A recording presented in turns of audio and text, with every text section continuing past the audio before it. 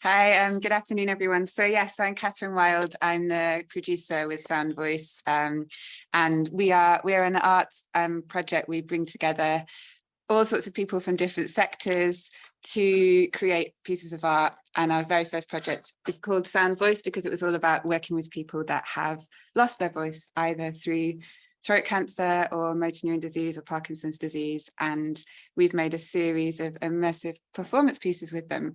And I think we're not here to talk about Sound Voice, but what I think is interesting about each of our guests who I'm going to introduce in a minute, we have an hour together to speak and we've got so much to talk about. But I think this idea of bringing people together from different backgrounds, different sectors, different interests to look at subjects and to share spaces and to think about think about changes we want to bring about is really something that might come through when we're talking.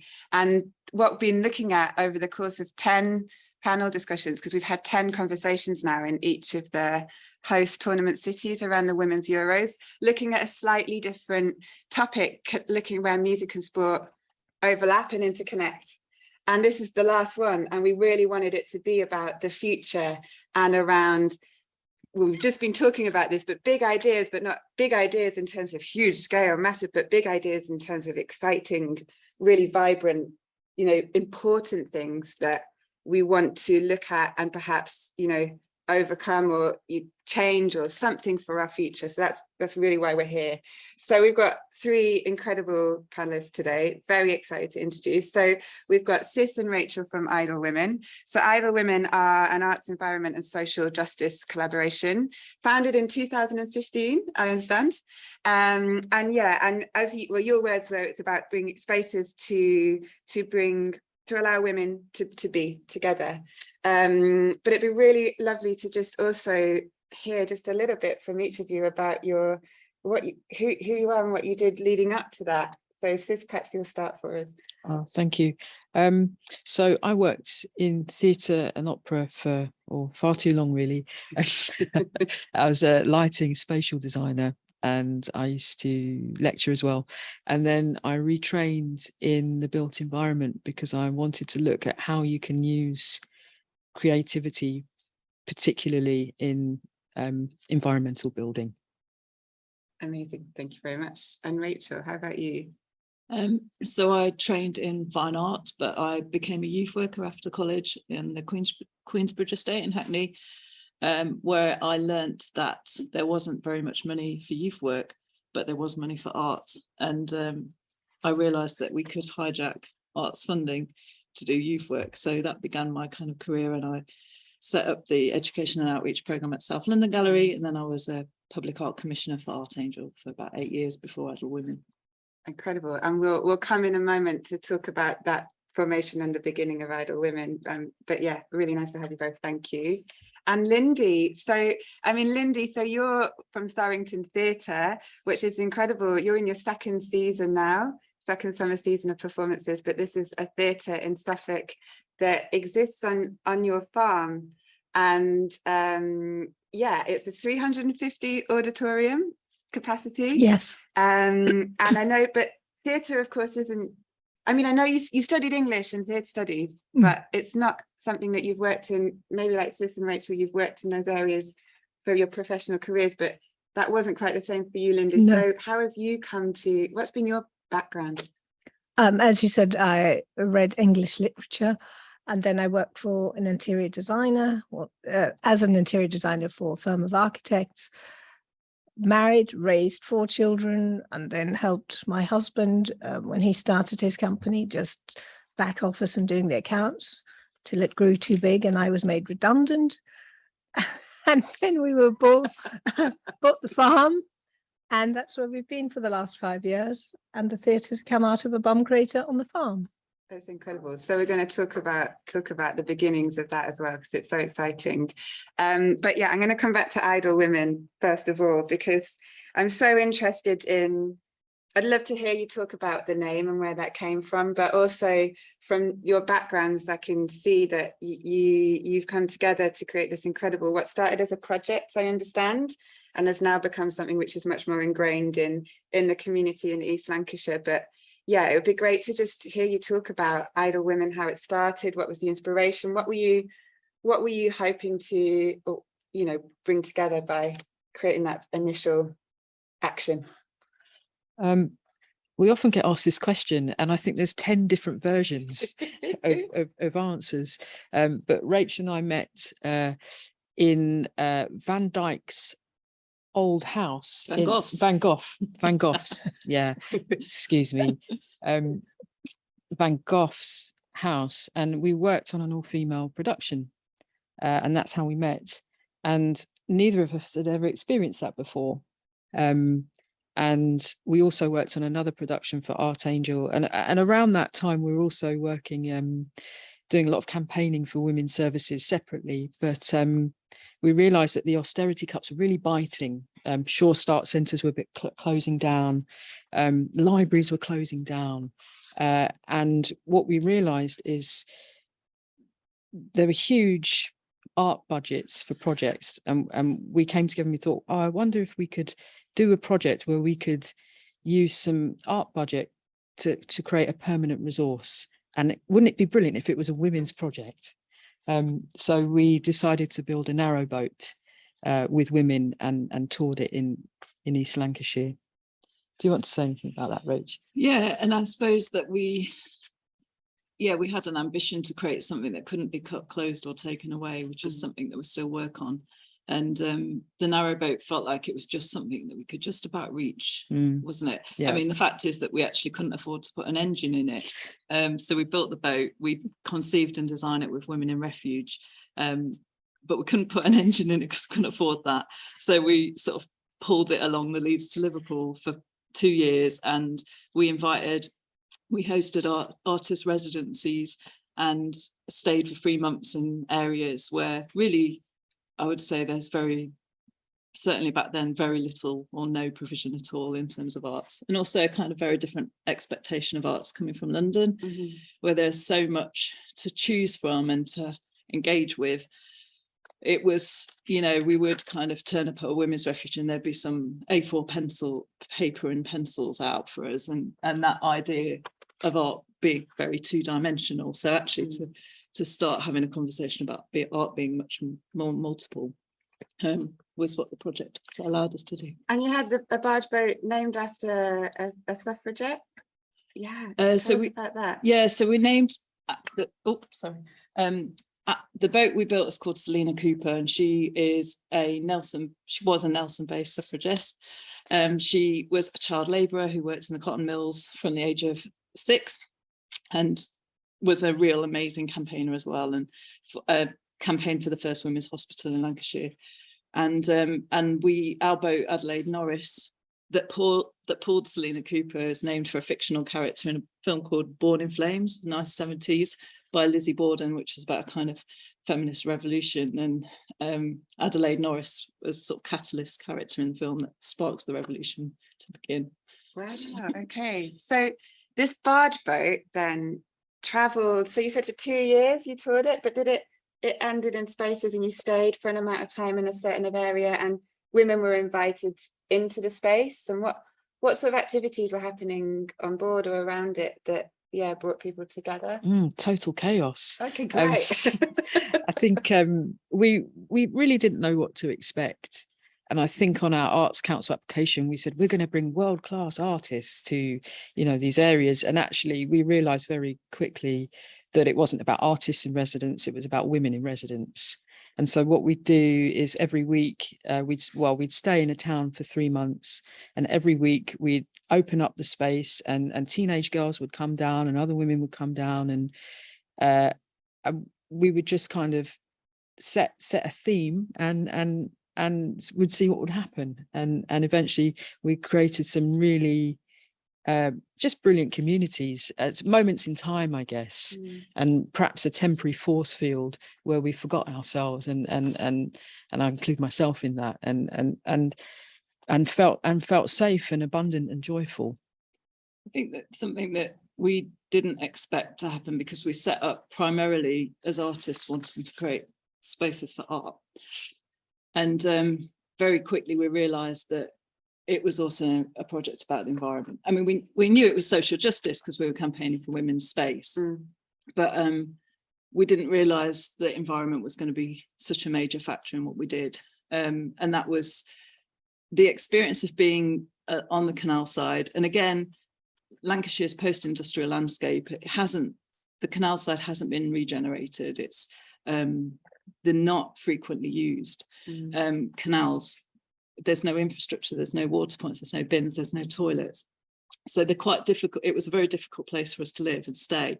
And actually very challenging. And we met a lot of violence and a lot of aggression as women living on the boats doing this work.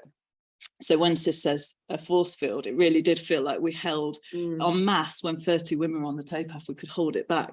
But as the sessions ended, it kind of closed in on us again. And we felt quite insane through the experience of that day-to-day violence. And it was really hard to have people understand how intense that was for us. We did feel quite mad. We ended up taking on a supervisor to just have someone to speak to regularly about it. And I suppose that really informed. So every time, so we would stay for 3 months, we'd have this glorious, beautiful time together. But then when the boat would leave, and all of that access that we'd created together as women en masse went with it. And a lot of women spoke to us continually after we left to say how much they missed that.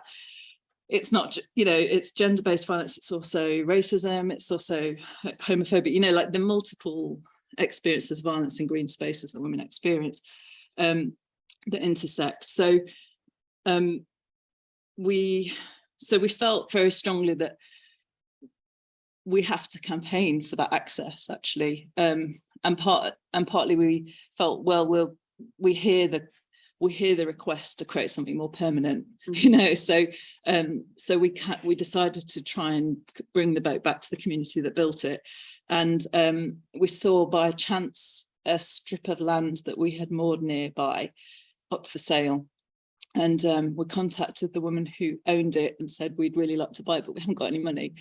But we'd like to raise the money if we can. And she said, and we said who we were, and she said that she had left a violent marriage for a refuge, and that art had been one of her sort of recovery mechanisms, and that it was very important to her that we had the garden, and she would wait for us to raise the money.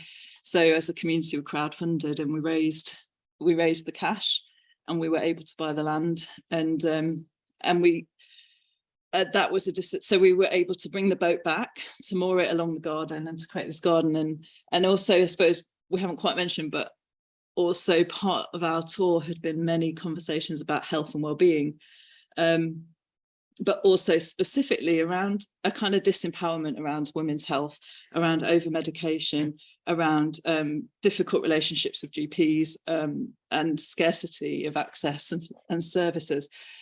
And so we said, actually, let's make a physic garden. So physic garden is a medicinal garden, and it's a place where we can learn about our own health and our bodies and take that power back a bit. That's amazing. And the physic garden, so that I understand it's around 2018 that you sort of went back and having that initial project that traveled through communities in a similar area, but then actually you felt that demand and pull to go back and establish yourself somewhere permanently.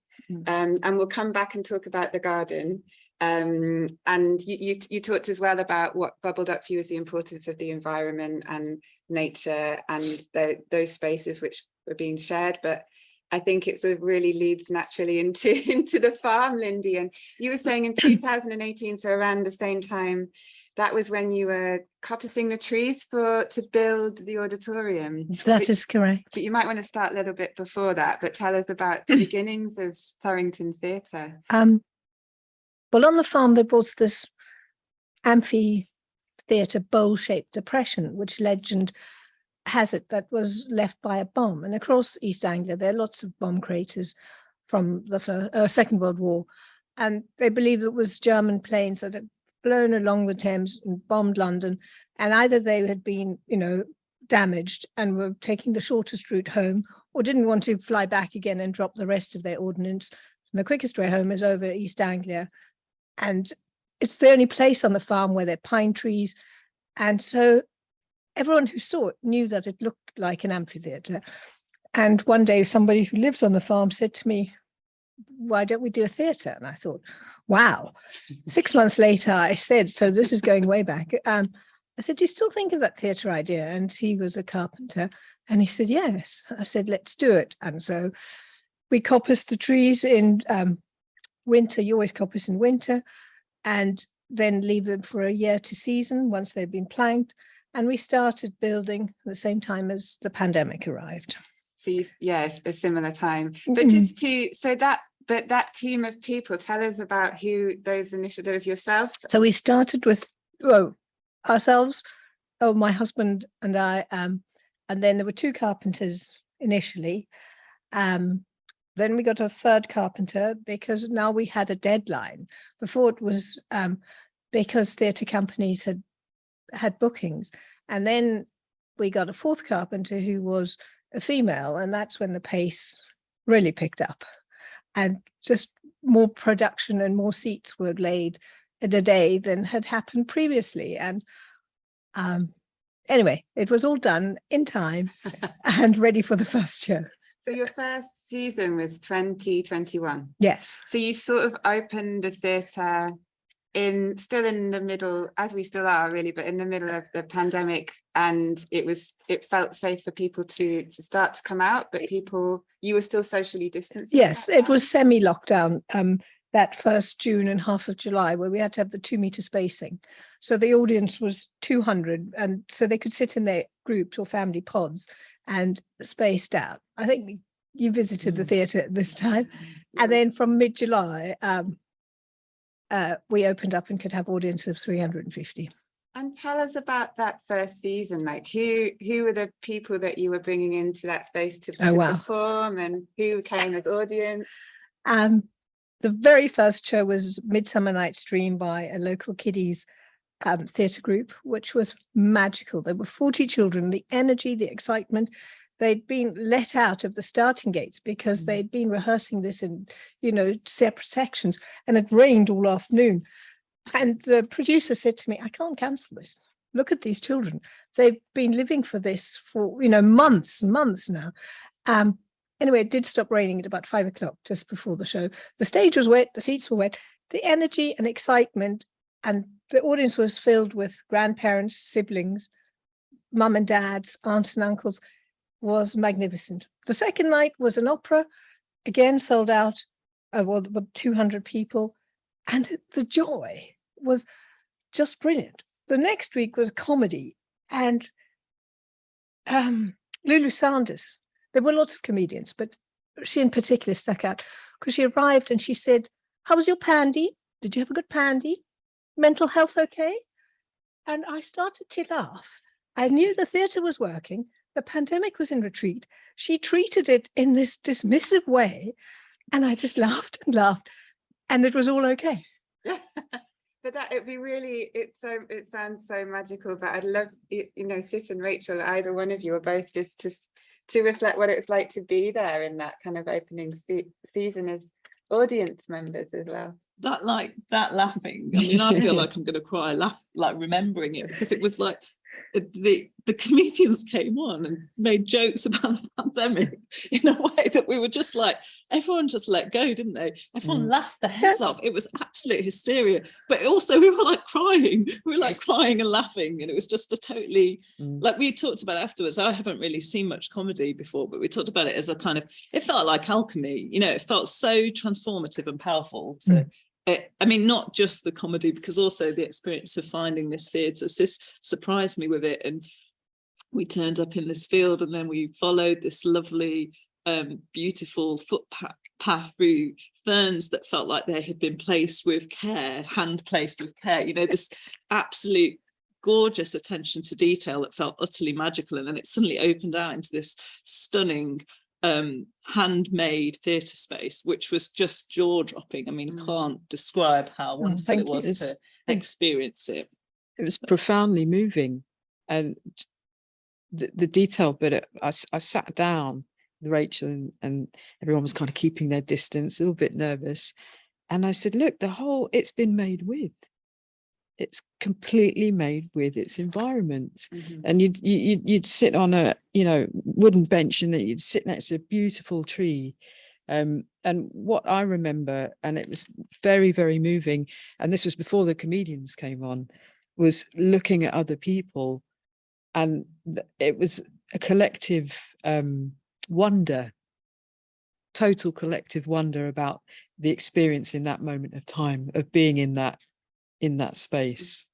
And in that space together at a time when lots of people just hadn't been around other people so much, but suddenly it felt safe to be in the outdoors and to be distant slightly, but to experience that again. I felt really amazing. cared for and really gentle and generous and safe. And actually, I remember we were really nervous, you know. People looked nervous to be out and about. It was that point where we really were quite scared to go out still, I think. But actually it couldn't have been safer. It couldn't have felt more held, you know. So that was a really, like, we felt very grateful to have that experience and to be there and to, yeah, have a chance to go, really. Yeah, and that's so interesting when talking about feeling safe in spaces, which is very different in with Idle Women and Thorington, but actually there's also this care of creating spaces that people feel able to be in a very safe way. But Lindy, I'd love you to talk more, because I know you describe it like the theatre popped up overnight, and there's 4 carpenters and you and your husband, and wow. But also you have a background and an interest going back years in the environment and sustainable practices, and it would be lovely to hear more. You know, we're thinking about, well, how to create spaces that will see us in the future with the, you know, challenges that we're going to be facing around the environment. And there's so much that you're doing. You know, we talked a bit about just thinking about not just the event itself, but the measuring the impact of everything that then surrounds the event, like the people coming and traveling there. Yes. So there's so much that you're doing that's really interesting. With the build of it, it was to have the smallest carbon footprint we could manage. And then going forward, because we're organic nut farmers and everything on the farm is green, organic, recycled. I mean, we collect horse poo from all the surrounding farms because we don't use any fertilizers. And the theatre then, when you're talking about the distances, we ask everybody who buys a ticket how far they've traveled, so we can get an idea of the emissions. And we're going, you'll never get to net zero, but all we can do is do our bit. And we're speaking with coach companies, so we can bring in a number of people instead of having, because we're a rural location, everybody does need to drive. I mean, there is a train station 10 minutes away, but, you know, connect up a shuttle service from that is another idea for bigger shows. Everything that we serve at the bar is as local as it possibly can be, so that the delivery, the ice creams, for example, are made by a lady, Bex, who lives on a farm. She makes the ice cream, she grows the fruit. The wrappings are vegulose, which she asks us to collect. We give back to her, she puts in the compost to grow the next season's fruit. So that is the ethos. So we called it our green ethos, to keep it the smallest carbon footprint we can.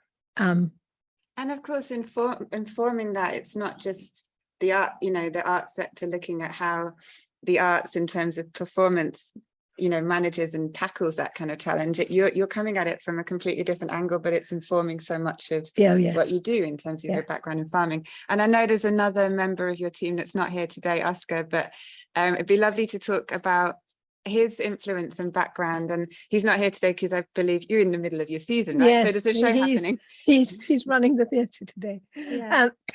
Yes, he has a sort of postgrad in sustainable development and environmental studies, and he has worked in Sweden on Gotland with an outdoor museum, getting them to net zero, and how they run the museum with the minimum you know, damage to the environment, drawing on power. We're looking at solar going forward for the theatre, and he's brought this inspiration, which we always had, but he now has the capability and the education and knowledge to take us further. And it seems so interesting that the way that you're looking at that you know, you've got this ambition to be as close to net zero as you can, but you're drawing on influences from, you know, all over the world. And you've got what your background is as farmers, but then you're working with Oscar, who's, you know, just starting his career. I understand he's just sort of finished studies and then coming into it. So it's really interesting how your collaboration is so important. And actually, it sort of brings me back to Idle Women, because you're saying you've actually used that image of Thorington Theatre to share with people that you're bringing together on a project you're also thick in the middle of, which is Stadium for the Future. So please tell us more about that, and also why this people's influence is back and forth. It's so interesting how it kind of pings around, but informs what we're all doing. So we were asked by We Euro, the women's Yeah, I never know football how project. to say it. I don't know how to say it. We Euro, Women's Euro. How do we say it? But so we were asked in December if we could work on the women's football project, the arts project, and it was 6 months, and we're quite in the thick of other projects as well. So we don't really parachute into areas and kind of do temporary things. We create spaces that can't be cut, closed, or taken away.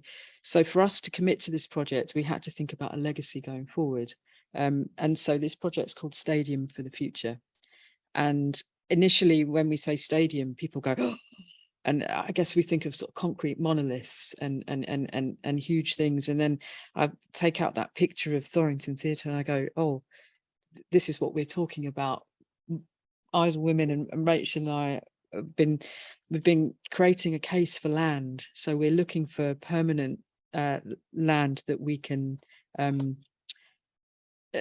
share some environmental reciprocity, if that makes sense, with our communities. And the Stadium for the Future is part of that project. So we've been offered a few pockets of land, but they're always, next to the sewerage works, or they're next to the site where there's huge antisocial behavioural problems. And for us, we've worked in public realm for 7 years now. For example, we were offered a bowling green, and we put up a polytunnel for organic growing, and it was destroyed in 24 hours. We experience a lot of aggression and violence in East Lancashire. Destroyed by people.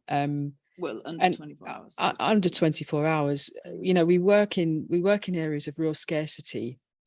So when we create things in the public realm, often there's complexity around it. I'll just leave it like that. So the case for land is about us looking for land that's out of the public realm, where we can work with the environment and our local community safely, and with dignity.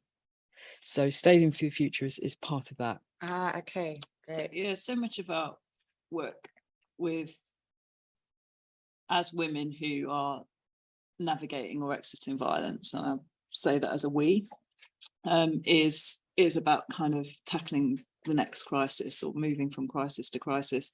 And we are in also socially an enormous crisis. We're in an environment crisis, a cost of living crisis, all of these. So the levels of personal crisis that we navigate, but also then these larger social structural issues that impact on us and keep us in a position of always being on the sort of back foot, trying to survive. And Idle Women's always been about trying to get onto the front foot and not just sort of defend ourselves, but actually what happens if we take a step forward together? What would we do differently? How would we do things differently? And actually, if we keep relying on the people that created these crises to solve them for us, we're never going to get anywhere. We have to start bringing different approaches to the table. We have to make room around the table for other inputs and other experiences to find solutions to move forward with. So our case for land is about that. We started talking about it as a retreat space to buy land where women could go to recover from, so that they could then go back to their lives and carry on and feel a bit more fueled. And then we were like, no, that's too passive. We want a space to activate. We want a space to dream and to design and to conceive and to build something. a different future. So that's our case for Land and Stadium for the Future. We asked the commissioning group to pledge land to us to build a stadium for the future by hand with women. In the meantime, we've been dancing it into existence. We've been holding raves in 4 different cities along the canals and the near to stadiums, but and each different rave has been co-created with different communities of women and celebrate different sort of aspects of ourselves, I suppose. But we talk about creating spaces to belong, and in order to do that, we think you have to build the spaces with those that find it hardest to enter them in the first place. So actually and again, those principles of environmental practice and permaculture, for example, the edges are often the most rich, diverse places that give us most. And actually our marginal spaces, our marginal communities are full of possibility. Yeah. And solutions and interest to us. So that's where we kind of live. We talk about Idle Women being a kind of we're sort of like a bunch of women that don't belong anywhere, and we come together and we create these amazing times together, and it's really fantastic. And can you describe one of those? So there was a rave. So we're in Milton Keynes Gallery here today having this conversation, and I know you've had 4 raves, one in Wigan. Where was the second one? I've forgotten now. In Hounslow on the Thames. And then tell us, there was one here in Milton Keynes. So just paint a picture of what that experience was like. So we held a rave under, apparently it's quite famous here. It's an underpass on the canal on one of the highways that goes out of town. And we created a rave with a group of a music collective called Queer Rave Sound System. And they are young Black people of colour, queer people that are quite amazing DJs actually, and we offered it as a space for all women to come down and have this rave under the underpass. And the underpass, it's quite iconic architecturally, and when we first visited the site we thought this is the place where women would be least likely to go. To have any kind of freedom. It's, you know, it's when you see it, it's like, oh, it's that classic place that your mum would tell you never to go. Yeah, danger. So we held the space there, and it was wonderful, and it was during the heat wave oh gosh, last Sunday, so it's very, very hot. Yeah. And wonderful, and lots of folk came from London and from Brighton even to celebrate with us. So yeah, they travelled to come. So it's, it was brilliant. But also it had so each of, I suppose the way we've coordinated the raves also is again, our work's always about kind of past, present and future and legacy, not just going forward, but also what's come before us and why we're here today. And so we wanted to create the raves with networks of particularly elder women, especially musicians, who have held space or created space or fought for space for women in the past. So those kind of, we've got a Todmorden women's disco in Lancashire, or the Glass Bar used to exist, or but particularly the queer rave in Milton Keynes was about, do you want to talk a bit about wank? Oh, so great sentence. Wank was a once monthly event that was held in London. It was called the Women's Anarchist Nuisance Cafe, or Women's Area Network Cafe for the Bank. Okay. And we used to take all the leftover fruit and veg from 9 Elms Fruit and Veg Market, and we take it and we cook for lots and lots of women, and all sorts of women would come, and it was a DIY space, and it was kind of chaotic and quite celebratory, and lots of women from music, from arts, from down the road would come, and it would be about creating a space of imagination that was temporary, but that was also regular. So a community was built over about 14 years, and it's certainly influential in terms of the generation of idle women. It was founded by a woman called Caroline, who was the first drum and bass DJ on the rave scene. She was called DJ Sexy Rubber Soul, and she actually mentored a lot of the queer rave sound system now, and she passed away last year. So we were trying to sort of connect up underground networks of women across the country that have created spaces in spite of and thrived. Yeah, it's so interesting what you say about we're sort of both of you as organizations have got this amazing thing where you're like, well, we see an opportunity or something we want to change, but we're just going to do it ourselves. They're both incredible stories of small groups of people initially who have taken that very brave step, but we're not waiting for things to change that we want change to happen. It's actually you're taking this incredible action yourselves. I think that there's something that, and maybe this references your work as well, in there's something really empowering about hand building and hand making. And I think we're really told a big distruth about how things have to be built and how things have to be made. And often they're by people who don't, the loudest voices are actually the least expert. You know, when we started to create our visit garden, we were going to do it as quite a big production. And because of COVID, we had to, we couldn't do it. We couldn't work as planned. We couldn't work as we knew how to work as arts producers. And so Sis and I sat in the garden. We sat under this incredible hawthorn, which is very old. And it felt like it kind of spoke to us. And it just said, just do it slowly. Just take it one brick at a time. So we did. So we said, okay, we're going to do it. You know, terrifying because we don't know how to do that, but we're going to do that. And we made one mistake on the project so far, but we made one big mistake, and that was to bring in an excavator to start the work. Oh, wow. And actually it was so unbearable, and it felt so kind of violent and odd that we stopped it. We just said, you know, stop and get off site. And as a result, we then had to hand move 30 tons of crushed limestone, which is really hard work. But and we sort of spent probably an extra 6 months sort of redoing the work that the excavator had done. But it was really like, because we were coming in with no expertise and experience, we were told really confidently that had to be done and that was the right way to do it. And actually, as soon as it started, we knew that it was wrong, that it was totally not the right thing to do.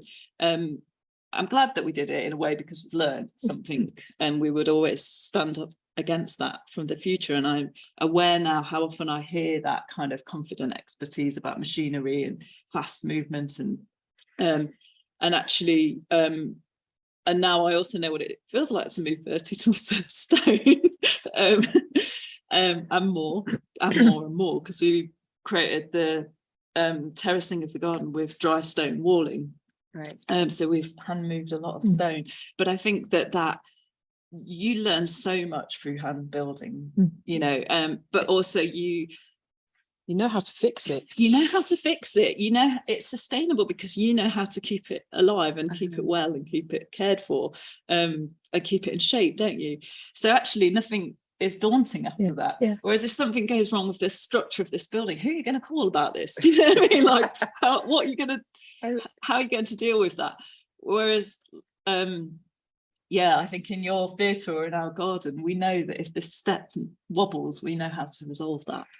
I mean, that's so fun. I mean, as I'm hearing you speak as well, it just strikes me like these small things that you're doing, which, you know, the collect and collect and collect are becoming bigger and bigger. Yeah. And just both of those things, Lindy, it'd be lovely to hear your experience, because I know that perhaps your project has become much bigger than you initially thought at the beginning, but also that self-building, the amount of graft that you've put in and love into that project, which is now of course blossoming. But how is that, you know, for you on the farm?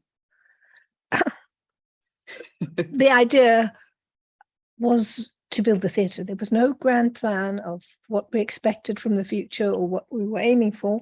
We now have to take ourselves a bit more seriously and look at what we might want to be or where we want to be in 5 years' time. And so our approach to all the people who apply and want to come and perform at the theatre has been diverse and eclectic and inclusive, from National Opera to, you know, the local kiddies theatre group. Going forward, we wanted to be a magnet to draw people to the Suffolk or the Suffolk Heritage Coast.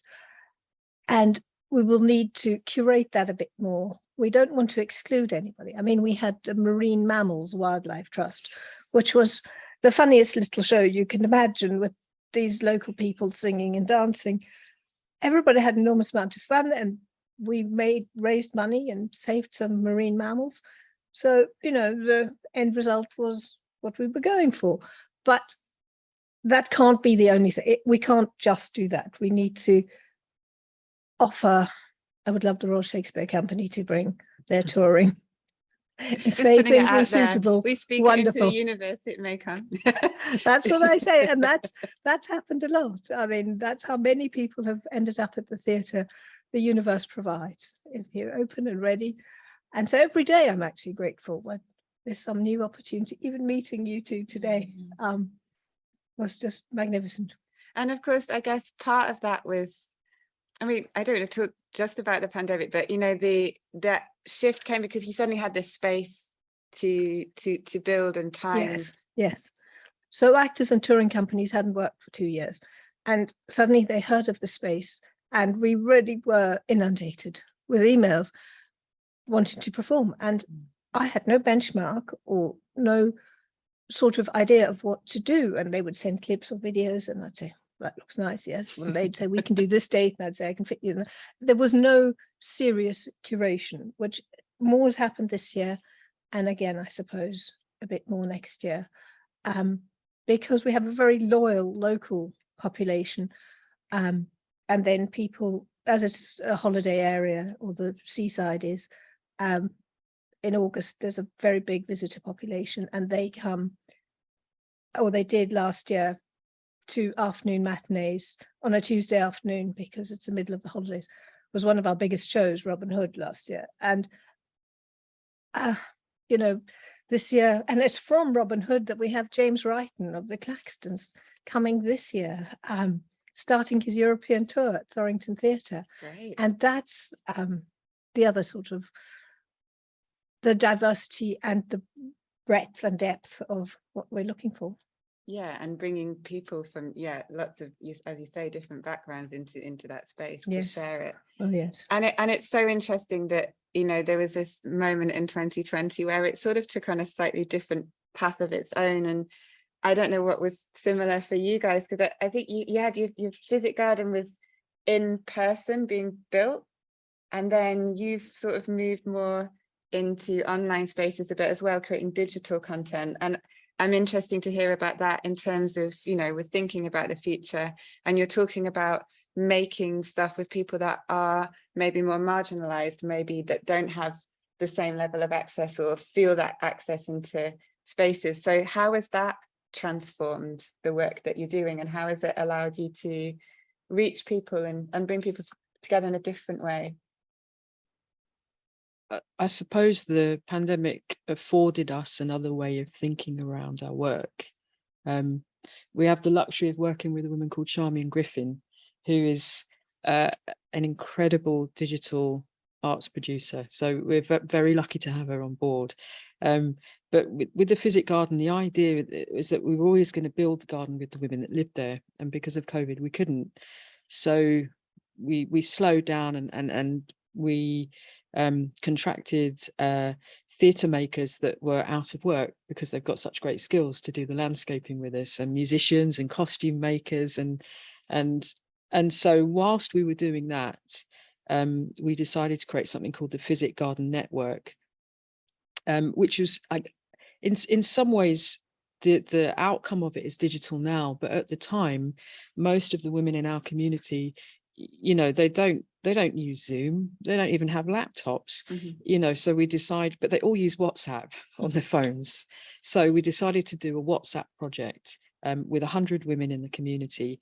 And so what we asked them to collaborate with us on was the idea that we would grow medicinal herbs and plants and seeds to be grown for the Physic Garden while we were building it. And we worked with a number of women, like, for example, Alice Fowler, who's a horticulturalist and writer. She would do workshops with us on a Monday, and we'd have 2 hours on WhatsApp and 100 women all feeding in and showing pictures of what we were growing on our windowsills and in our yards. And so that whole process of a year's work on WhatsApp while we were building the garden is now online in a website called the Physic Garden dot network. Yeah. physicgarden.network. Great. And it's full of these WhatsApp chats, which is about knowledge that maybe might not be in Gerard's herbal, but it's certainly knowledge about what my grandma used to teach me about, hyssop for your throat, or Yeah, I mean, it's knowledge that I didn't have until I started watching some of the videos. It's totally fascinating. And it also questions the structures of knowledge that we receive and assume to be true, a little bit like the excavating option. Actually, there are schools of horticulture that are very established in this country and globally, that it's time to question. We do need to question all of these practices that are their colonial practices, and this idea of the right way to grow seeds is really complicated, and we have very complex conversations about what the right way to grow coriander seeds are in our community, because many of us have lots of different experiences, come from very different climates and different soils. So our experiences of growing coriander are really different, and growing knowledge is a celebration of that. So the WhatsApp group really kind of shares the whole jumble sale of our knowledge base, and in it there's a lot of wealth in it. And so we're still kind of editing through these hours and hours of WhatsApp chat, but also alongside that, Mara and Anis created some introductions to herbal medicine. So we work with an endobiogenic herbalist as well. Endobiogenic herbalism works with the hormone system, because actually it's really medical, it's really interesting and scientific. And so she has been, so also during the pandemic, she was teaching women who work in specialist support services like refuges. She was teaching staff so that they could bring herbalism into their sort of recovery support with women exiting violence. And so some of those videos are her introducing some of the plants that grow all around us. And we also wanted to have a free resource. So the Physic Garden Network is a free resource. It's a kind of catalogue of how to make herbal remedies and more kind of detailed information if you want to go there. But we realised that women we all have really busy lives, and it's quite nice to be able to just dip in when you want to and look at something.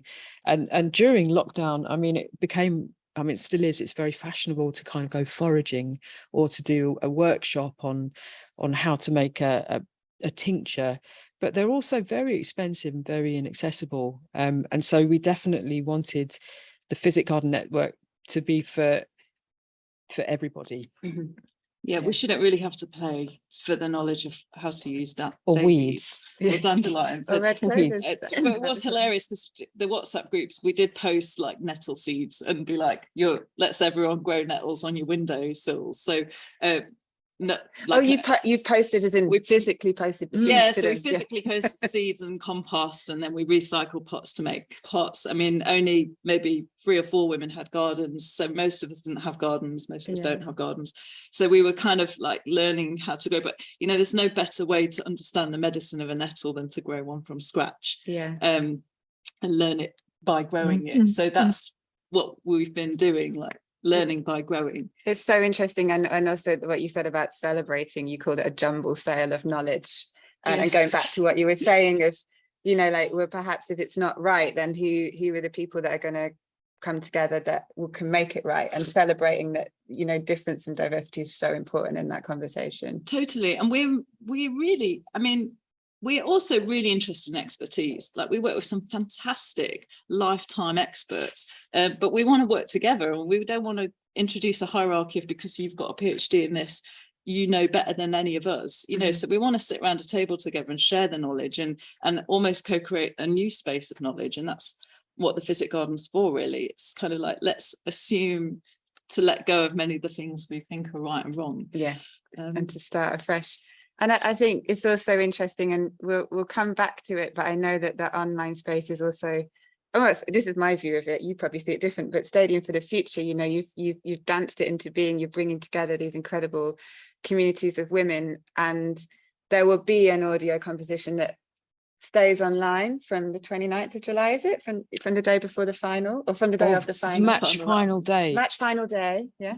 And that will then exist online until this stadium comes into being. And we'll come back in a minute and talk about the next steps, the future, and what's there for you. But Lindy, I'd just love to come to you first on that. And, you know, well, any of those things may have, you know, might have interest to talk about, because we've started going into horticulture. And I know, of course, that must be so important in your background. But I'd just love to hear for you what's next for Thorington Theatre. What's the dream? What do you think are, we've skirted around lots of things. We talked about the pandemic, we talked about austerity and cuts, and, you know, that kind of economic crisis. We talked about an environmental crisis. We've talked about different things that we perceive to be challenges for all of us in society. And what for you do you think are the sort of the next challenges that what are you hoping for, and what are your next plans? So it's a massive question. So it is a massive question,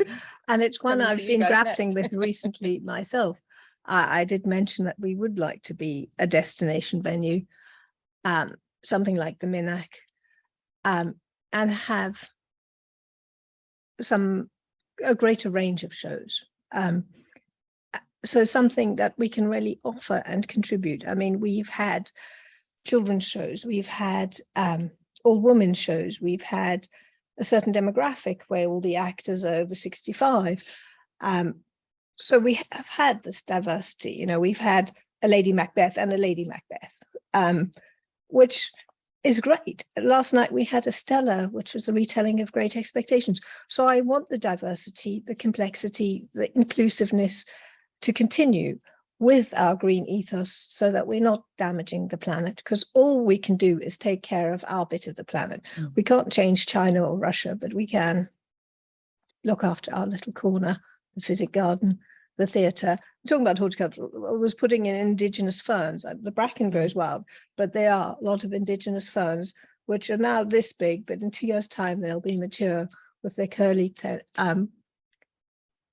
so it's ongoing.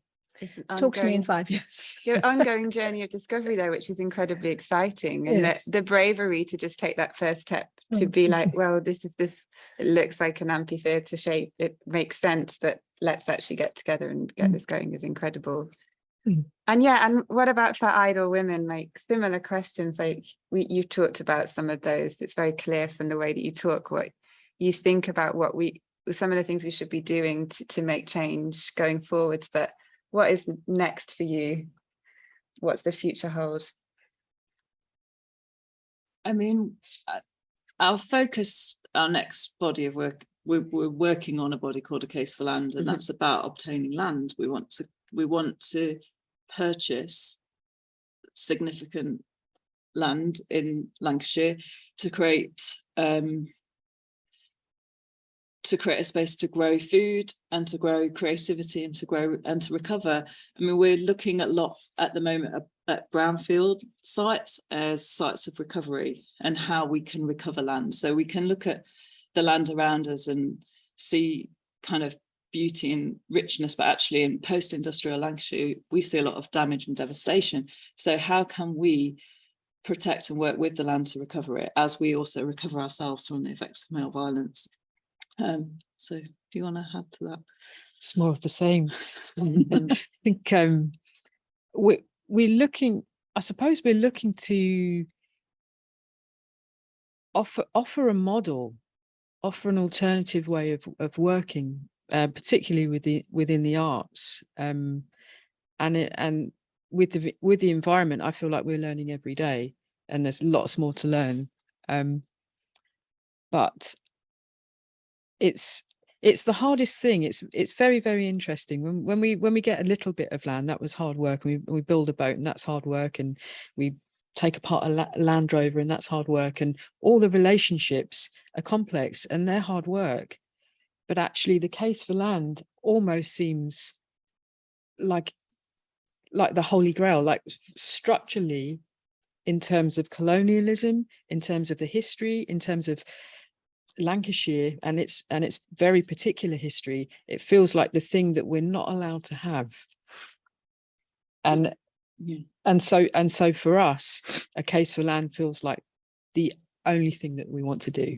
Women have to own land. They have to own land. I mean, the statistic is not proven, it's totally disputed, but for years, it's been the same for a very long time, that women do 70% of the labour on land globally and own 2% of the land globally. You know, our project is in the shadow of Pendle Hill, which is where a very famous witch trial happened, which was about the enclosure of lands and the removal of common land and the privatisation. So, and which disproportionately killed women in a genocide. So we constantly reminded of the legacy of that structure that we live in and that we're in, and trying to be on a towpath in a canal boat is a daily reminder of the violence of that, because it was put in place a long time ago and we're still in it. So our case for land is about really stepping into that, you know, in a much more proactive way than constantly trying to defend our right to be here.